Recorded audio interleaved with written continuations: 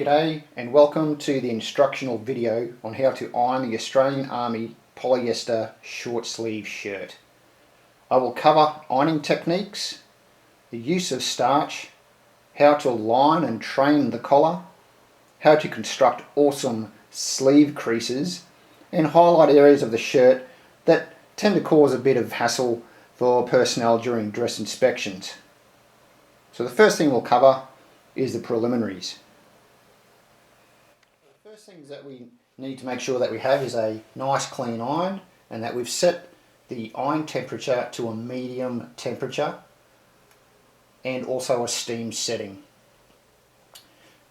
Okay, we'll need a clothes brush we've got here, or a piece of wood for that matter, with a nice flat back on it. This one's just about perfect for the job, and you'll see how that comes into play later on. And we need a good quality starch. Our ironing board, make sure that it's set up properly, and please refer to my other videos on how to set up a ironing station for success. Now onto our shirt. We make sure that our shirt has been washed, especially if it's brand new. We need to throw it in the wash at least twice, and that'll make it a hell of a lot easier to iron. With our naming convention, we make sure that we put our name on the inside, on that area provided there in the white stitching. It just saves your shirts getting mixed up with anyone else. Also, as we're going through and we're actually conducting the ironing, we make sure that we remove all threads that we come into contact with. For more information on that, refer to my other videos. Okay, we make sure we've got a good quality starch. More importantly, that our hands are clean. Okay, traditionally when you're ironing these uniforms, you're also mucking around with other aspects of your uniform as well, with boot polish, brass, etc. So always make sure that any time that you place your hands near these uniforms, they are clean. You don't want all of your hard work undone by placing a smudge onto your uniform. Right, to commence ironing, the first things that we're going to cover is actually how to iron the collar. We'll iron that flat first of all, and then we'll iron the yoke, so this bit of the shirt between here and here, the yoke, and then we'll pay attention to the pockets and also to the epaulette. Right, so let's go there. Let's commence with ironing the collar flat. So the technique that we're going to use, and it'll be the same for the rest of the shirt, is that we iron,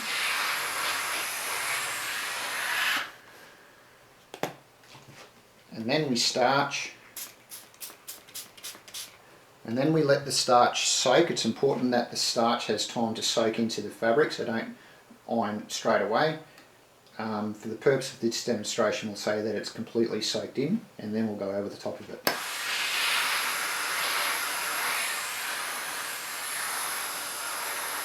Areas that you want to avoid is, you can see the button on the other side of the collar here.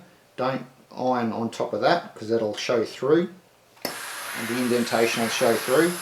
And this looks a little bit better if you can't see the button indentation through there. So this is only the first part. This is just to give the collar a little bit more body, and it'll help us out when we actually come to train the collar itself, especially if it's a new shirt. So that's the collar. We'll move on and do the yoke, also the pockets and the epaulettes, and I'll just show you how to do one of those each, because you know how to do one, you can do the other. The technique is always the same: iron, starch. Okay, onto the yoke now, and as you can see, we're always using the large or the rectangular piece of the ironing board, and we'll do this in a systematic method, so we're just rotating the shirt through. So the same technique as we've used before. We iron, and then we starch, and let it soak, and then we iron again.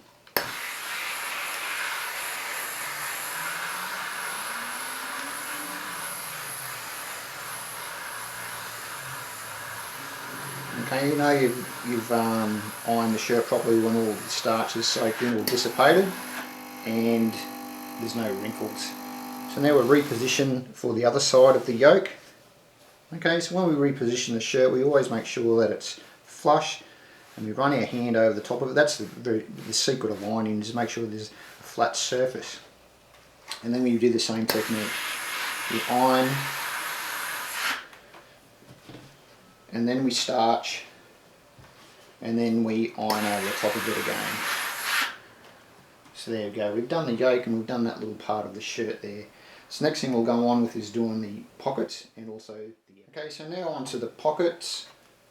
So once again, and don't worry too much if you do have holes in your uniform from where your embellishments or medals or any of your accoutrements sit, because once you've ironed it, that'll soon close up, and anyway when you wear it you're going to place the embellishments back on.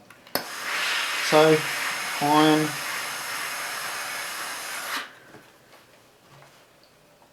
and then starch, let it soak, and then iron again.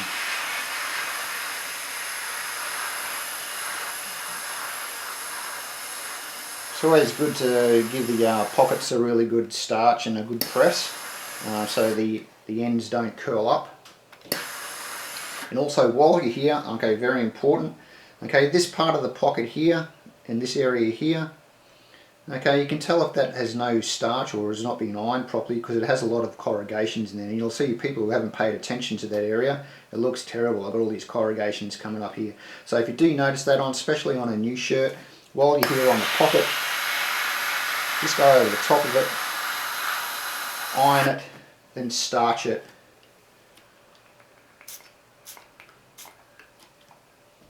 And then iron it again. You can also pay attention to that part of the shirt whilst we're doing the front, but whilst you're here doing the pocket, it's a good idea to get in there and really pay attention to that area. And you'll see it, when people haven't paid attention to that part, it really stands out. Right, so once we've done that, we'll then change over and do the other pocket. For the purpose of demonstration, we'll say that we've done that and we'll move on with doing the epaulette. So once again, just placing it down, flush, iron,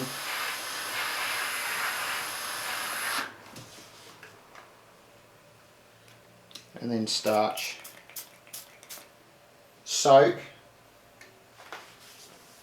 and then iron.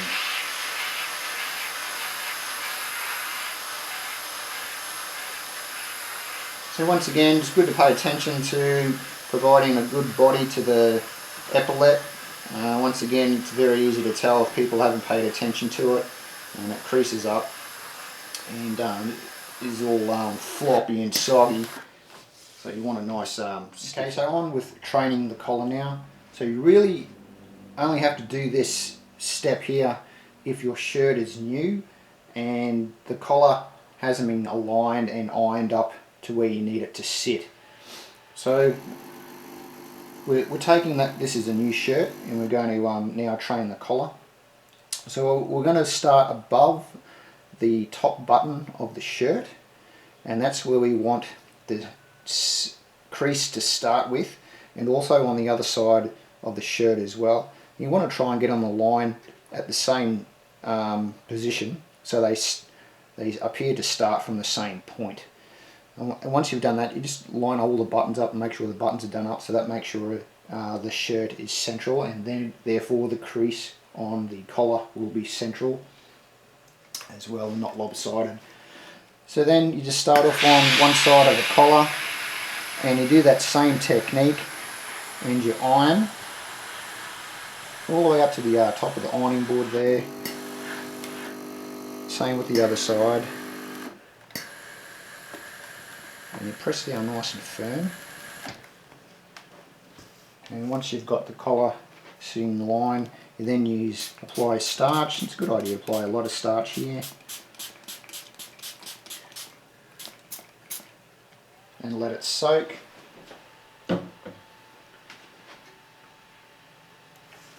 And then iron over the top of that. And it's just a matter of repeating that process until you're happy with how your collar is sitting. Now, the other thing that I recommend you do too is you use your clothes brush, just the flat bit of the clothes brush, and we've now turned it into a clapper. Okay, so we've used the same technique on our trousers, we're going to use it on the seam of our shirt. So all we do is apply a firm clout to the collar on where you want it to sit, and it really does make a difference. Okay, once you've hit it a few times, you then go over and iron it as well. Okay, so it's firm pressure, the steam of the iron.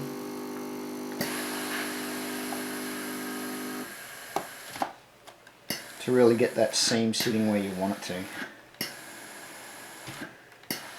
Okay, it's just a matter of repeating that process. Iron, starch, clapper, iron. So once we've finished with the collar, we've trained it, we then move on and do the sleeves. Okay, on with the shirt sleeves now. This is quite an important part of the shirt. Once you have a really defined and good looking crease on your shirt, it really sets your shirt off, and a good crease will set it above the rest.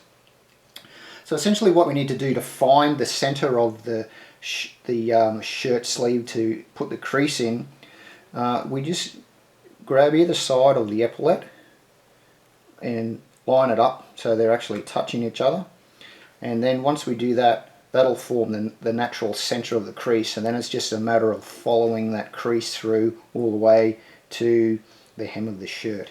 Now if you've got any qualification badges on there, make sure that the crease goes centrally through those badges as well.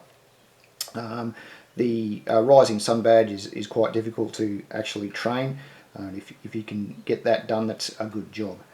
The other thing too that we need to make sure is that we divide the shirt crease into an upper and a lower, and only iron one at a time. The reason being is, you can see here that if we were to iron this lower part of the shirt, we would end up causing a crease down the bottom here. So what we do is we divide it, we find the seam, we iron it, and then we iron the bottom half of the shirt like that. Okay, so that's the best way to do it. For those people who have a crease at the back of their shirt, they haven't done it properly and they look like a dill. So we'll go on with the technique to get a really definite crease. We'll go on with that now. So we've found the center, we train that crease in by going over it with the iron, and it's heavy pressure. Once we're happy with the crease, and then we iron, then we spray on starch, and this is a good area to use a lot of starch. I only really use the starch on the seam here. If we start using too much heavy starch around the sleeve area, especially down here, when you start moving in this shirt, if it's heavy starch, it'll crease up quite quickly. Alright, so I would suggest not even using starch down this part of the area, only using for the crease. Right, so now we're waiting for the starch to soak in. We then go over with heavy pressure and steam. So all we're doing is pushing down quite firmly onto the seam, crease even, and applying steam. Now to really make that seam pop, once again we use our clapper and we work it over. And it's always good to have fun with it. You can do like little karate noises like hey yep, to get a bit of enjoyment into your ironing. Words like I order and take this. Let's have a little bit of fun. Okay, and once you're happy with that, you then iron it again, and you just continue that process of iron, starch, iron, clapper until you're really happy with the crease.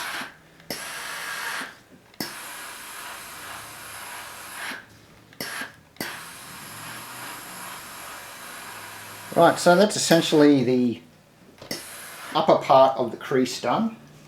We'll then reposition the shirt so we can do the lower part. Like I said, we just pull the shirt sleeve down.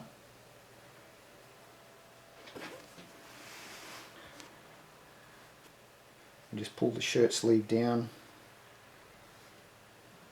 and we line up that bottom seam there, and we'll go ahead and iron there.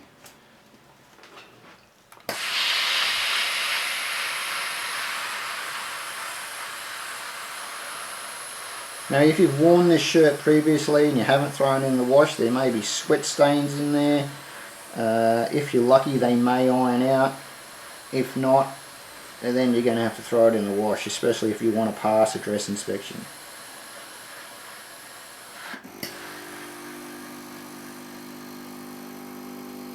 And if it has come out of the wash, you may need to put a little bit of starch on that area to give a little bit of body, but not too much.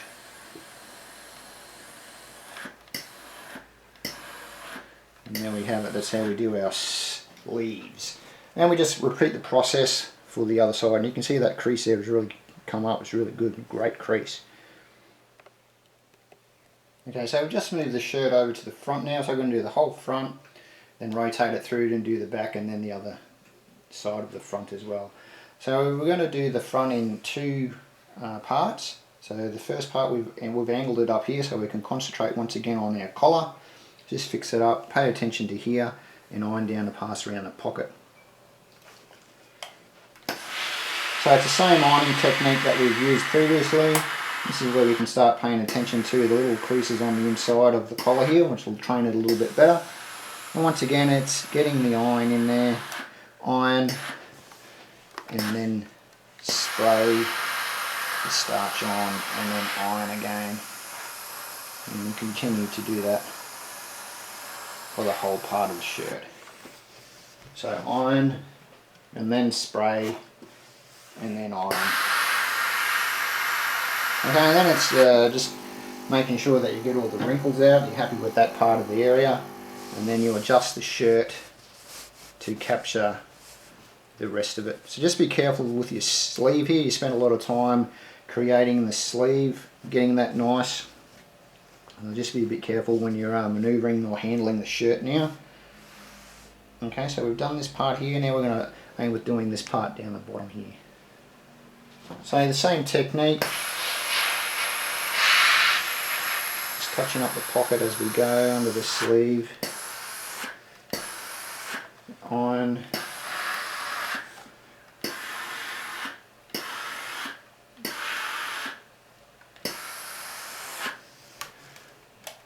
And then we starch, and then we iron again.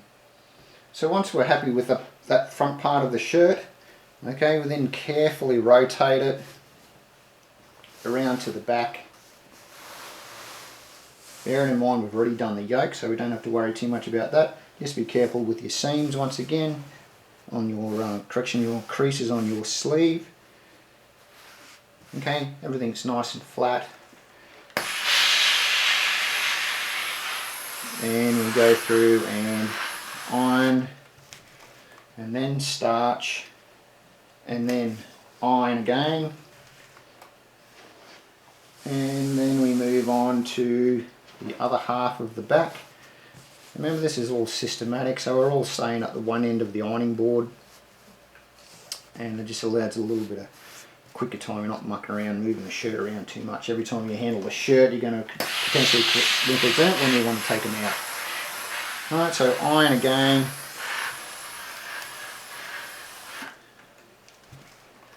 And then we starch. And then we iron.